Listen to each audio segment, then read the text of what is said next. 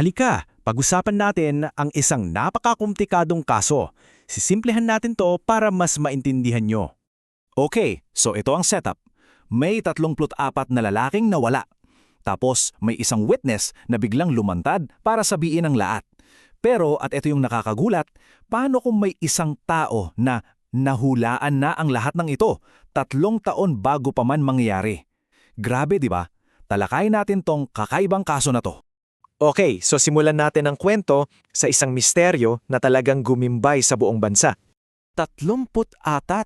Yan yung bilang ng mga sabongero, mga mahilig sa sabong na bigla na lang naglaho na parang bula. At ang paniwala, magkakakonekta daw ang lahat ng kaso nila. For years, parang naging cold case na to. Alam mo yon, walang makuhang lead ang mga otoridad. Ang daming teorya, pero wala talagang matibay na ebidensya. At syempre, yung mga pamilya, desperado na para sa sagot. Ano nga ba talaga ang nangyari sa kanila? Tapos, bigla na lang?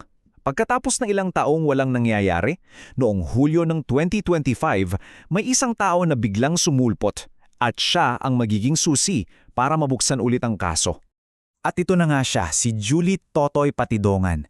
Dati siya ang trusted aide ng isang kilalang negosyante. At dahil takot na siya para sa buhay niya, lumapit siya sa gobyerno para maging state witness. At yung mga sinabi niya, grabe, galing mismo sa loob ng operasyon.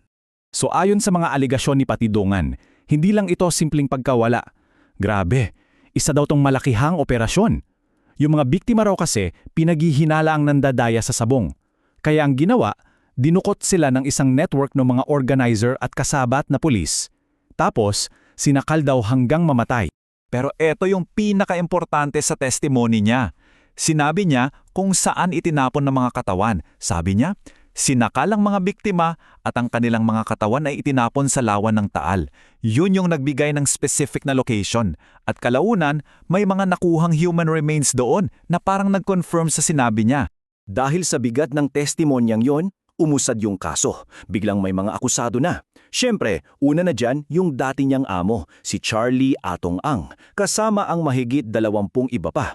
At kasama rin diyan ang ilang mga opisyal ng pulis. Okay, so akala nyo crime story lang to, di ba? Well, dito na papasok yung parte ng kwento na medyo mabilis. Kasi mula sa isang criminal investigation, mapupunta tayo sa isang bagay na parang hindi ka ni panipaniwala. Ito naman si Narciso o Alalo, isa siyang religious figure. Sabi niya, instrumento lang siya ng Diyos. May divine ministries siya kung saan, well, nagpapagaling daw siya at nagbabahagi ng mga mensahe na direkta raw galing sa Diyos. At take note, lahat daw to walang bayad. Ayon sa kanya, binigyan daw siya ng 3 banal na kapangyarihan.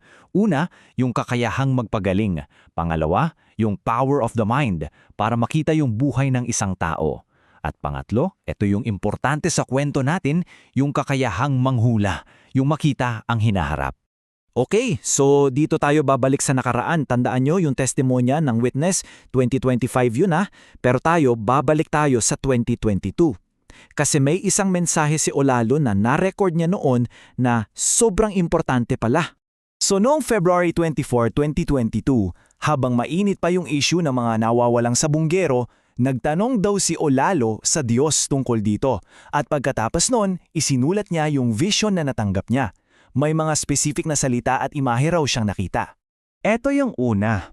May narinig daw siyang boses na nagsabi ng particular ang Ong. Malinaw daw na binigyan ng diin yung pangalang Ong o Ang. Tapos may nakita naman daw siyang imahe. Sabi niya, at nakita ko ang van na kulay puti at hindi lang isa, kundi higit pa raw sa 3 na konektado sa mga pagdukot. At panghuli, eto pa.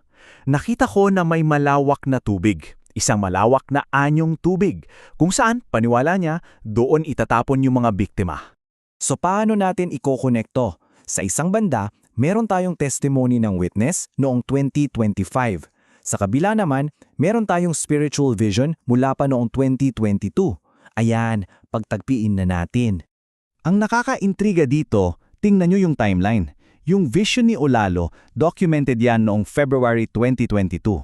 Yung paglantad naman ng witness na si Totoy Patidongan, July 2025. So may gap na halos 3 taon.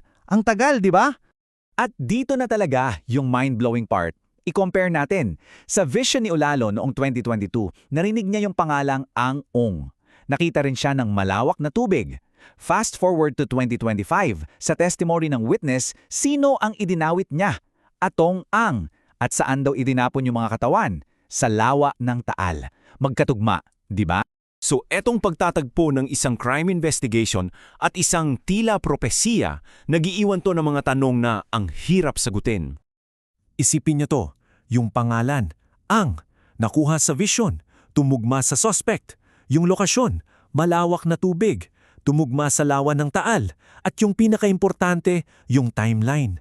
Documented lahat to ni Olalo halos 3 taon bago pa man nalaman ng publiko yung mga detalyeng to. So ang punto dito, yung mga key details ng kaso parang napredict na bago pa man magsalita yung whistleblower.